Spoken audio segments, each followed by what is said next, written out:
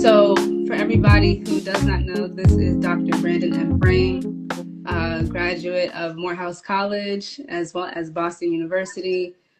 He has a program organization, TheBlackManCan Incorporated, where he basically mentors and amplifies the esteem and the voices of Black boys and men. And his reach has gone to over 1 million followers with his program, and he has mentored over 15,000 boys and men. And so I'm excited to chat with him. I believe that he has the information and the knowledge to really speak on some of the topics that we are discussing today. So we're going to be talking about education, the current climate of our political system, as well as social justice. So we're excited. It's heavy. It's a heavy topics, but we're gonna get into it. Let's do it. Let's do it. Thank you again for thinking of me to join you. I'm honored. Yeah, for sure. So my first question for you is within, the current climate, like what have you noticed? What have you seen? What has been your observation with our political system and what's been going on? I mean, the political system, there's so much that I think it's very clear that now there's so much that needs to change, right? I think we need term limits for senators. We need to get dark money, corporate money out of politics, right? Like to know that I can create a multi-million dollar, even billion-dollar company and then just pay to have things happen so that products can be cheaper, so that I can just make more money, right? We need a government that is really, when we say for the people, by the people, what does that look like? What do policies and things look like in place to ensure that that actually happens? Your vote does matter, but there's a level of corporate influence and billionaire donor influence that we need to remove out of politics. And as far as leadership, like what do you believe has been, I guess, is our leadership a result of choice? Is it a result of what we internally desire, or do you believe that what we're seeing in leadership is just what it is? What is your viewpoint on that? I think that I probably have maybe an issue with like somebody just trying to be a career politician. I think so that goes back to like the term limits that we need for Congress and for Senate. I don't think people should be in office for 30, 40, 50 years. Like you should be, even if you have to be able to do maybe 2 terms and then you have to take a term off and then run again, right? I think there should be an opportunity for other people to come into office so that we can see different types of leadership and then different campaigns and different ideas. One would even argue that we need another political party, right? I know for me, like I'm more of a democratic socialist to begin with, right? So therefore, like I would love to see, we see what's happening in New York City with Zoran being mayor and then other candidates across the country popping up in different places, because we do need new forms, different types of leadership for our communities, where we're not getting everything that we need so that communities can thrive. And for someone who is interested in the space of politics or is interested in combating some of the injustices within the system, what is your advice for them as far as how they should approach that? I think the first thing is coming up with your 3 or 4 things you really care about. I'm always interested when I talk to people who are not politically active, but then you ask them what they care about, and then I'm like, who's your congressman? Who's your senator? And how do they care about and feel about the things that you care about? So that's the first thing, is what are the 3 things that you are super, super passionate about and you care about, you want to see, whether it's change or you would like to see this particular thing happen in your community, and then find out how the elected people currently feel about that and what policy, what have they voted on. And then from there, you get to stand on you running or finding a candidate who is going to push the envelope on the things that you care about, because you know that's what your community needs. I love what you're saying as far as finding what you care about, because I believe that goes back to passion. And when we're able to discover like the passions that we have, then we can move forward. Essentially, is what I believe you're saying. For someone who feels like they have multiple passions, like they're in a split as far as what they want, what they are interested in, is it important for them to just hone in on one passion, or should they approach all passions or all facets of what they desire? I think to answer your question, what I'm really big on, and I think about what we talk about with the young men in our program and the work that we're doing, is that I think that people should identify two things, if you will. One is what you're passionate about, and also what you're good at, because sometimes those things aren't the same thing, right? And I think sometimes we talk too much about like passion and purpose, and also like their skills, right? So you can be really skilled at a variety of different things, and because you're really skilled, because you're really good at something, that allows you to live the life that you want, and then go and do things that you're passionate about.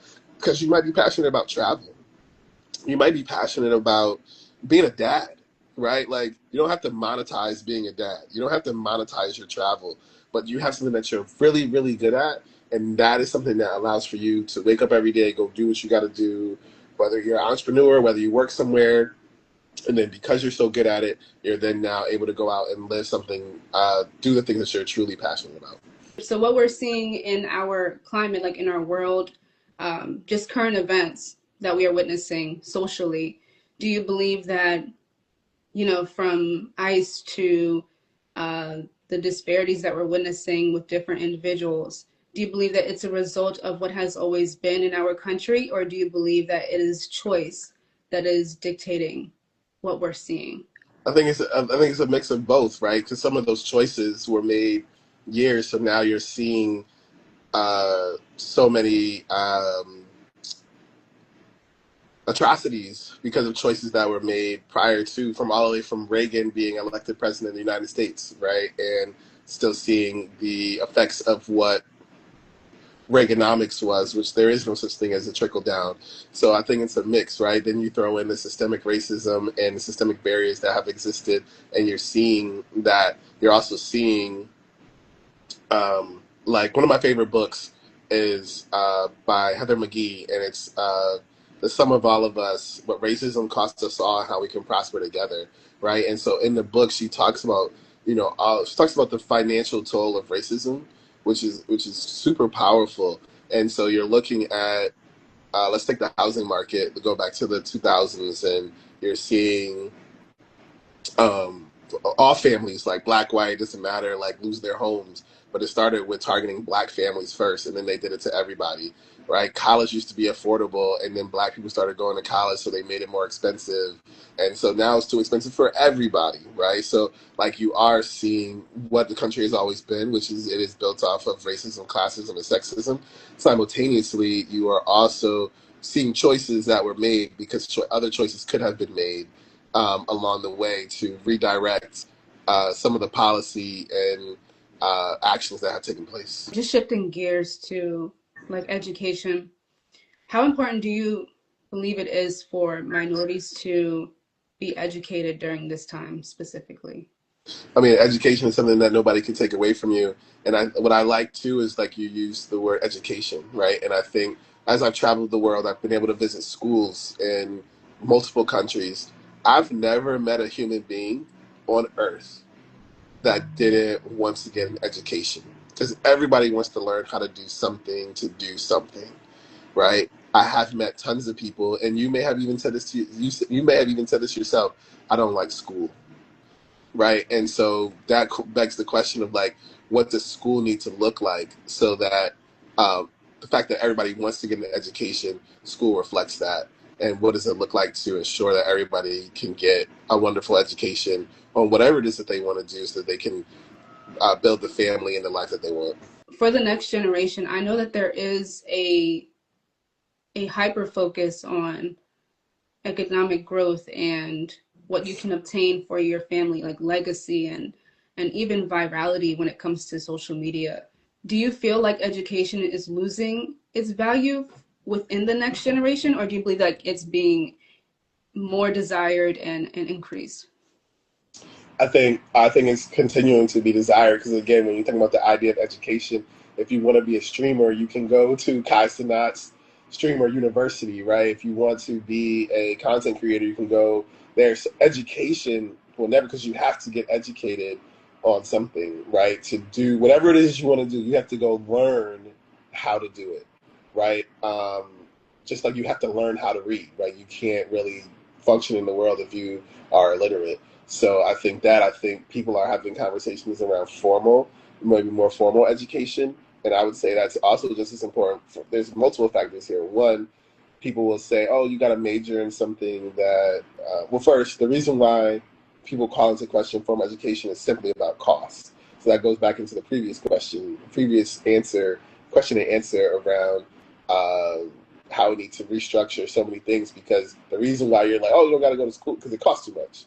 Right? Like, oh, you're gonna go get this $100,000 education to get a $50,000 job. Like, just financially, that don't even. Like, even when you hear that, it's like, oh, that doesn't really make that much sense, right? Um, but simultaneously, you need to get that. Even if you go get a trade, you still have to go to do post-secondary education in the trade to get certified to be this particular plumber or contractor. So you have to continually go and get education no matter what it is. We also need to have people become sociologists, psychologists, and everything. We need more Black people in all these different spaces because we've seen throughout history what happens when we don't have people in those spaces and the harm that is caused to us. So we need a million more. I think about Jay-Z and Kanye. I know they don't rock each other now, but the Murder to Excellence song, and it was like, we need a million more, right? We need more of us in every single space that currently exists. There's not enough of us, and no matter what space you want to talk about, there's not an abundance of Black men and women in that space. Yeah, and so what are you exactly teaching your men when it comes to being ambassadors in these different spaces? Like, what are you instilling in them to encourage them to go into these different sectors of society and make impact? One of the biggest things, we have a few different areas we focus on, but I would say that one of the biggest ones is around just social emotional development. So making sure that men and boys have the social emotional skills to navigate the complex society that we live in. I think for far too long that's something that has been neglected for our men and boys is to be able to develop the language necessary to talk about how you feel and be able to navigate a conflict and provide the language there. So we really do a lot of work around creating opportunities to teach it and then for them to practice it. Do you believe that leadership within the Black male is extremely vital to the flourishing of society? Absolutely. I think that I have a belief that um, men are thermostats and women and children are thermometers. Mm, And so when men set the temperature, yeah. nobody's going to convince me that it will never be the case. Like, whenever you walk into a school, you walk into a house, we've all been to a house where, like, maybe it was a family there and maybe there's a little bit of chaos, right? Because mom and dad aren't on the same page. But it's like, I know we say, like, the happy house, happy wife, happy life, but it's really happy house, happy spouse. But I would even push that to say, when dad is well, the house is well. When I go into schools and there's strong male leadership, I know, right? When I walk into a home and there's strong male leadership, right? And so we set the temperature, and women and children arise to that, right? Whether if we set a not a great temperature, then it's chaos. When we set a good temperature, things make sense. What do you think will happen if and when there is an influx of Black men that enter specifically the government system and the political system? What do you think will actually shift when that takes place? I think we will continue. We obviously, as mentioned, we need a million more, but we do have a plethora of Black men leading in politics and business all across our country. and we need to continue to create a pipeline for that to happen. But Mhm. also, we need to think about what systems and structures currently exist that we need to disengage from, and think about what does it look like to create new ones that allow for our communities to flourish. And just shifting gears to social justice, um, do you believe that because there is such an overwhelming amount of imagery that we're seeing, that can be disheartening, that can be, you know, hurtful emotionally? Do you believe that there is a level of discouragement that people may be experiencing to the point where they don't want to be involved in social justice? I think that one reason that's why the Black Man Can exist, to promote positive images and narratives of Black men and boys. I think no, I think people see the change that needs to happen, and there are hundreds, millions of people on the front line pushing for change, from Palestine to Haiti to the Sudan to the South Bronx to Compton, California, Flint, Michigan, and the list goes on. So I think people aren't. Can people become discouraged? Absolutely, but the fight continues, and there are people waking up every single day to ensure to push forward legislation to ensure that community has hearts and minds change. And it's important that we document it. It's important that we showcase those individuals. It's important that we highlight those individuals and we tell their stories. And how does one like widen their perspective when it comes to social justice so that they are not so self-centered or so inward searching that they don't see the harm that's taking place in front of them? Say that again. Ask me that one more time, Yeah, so please.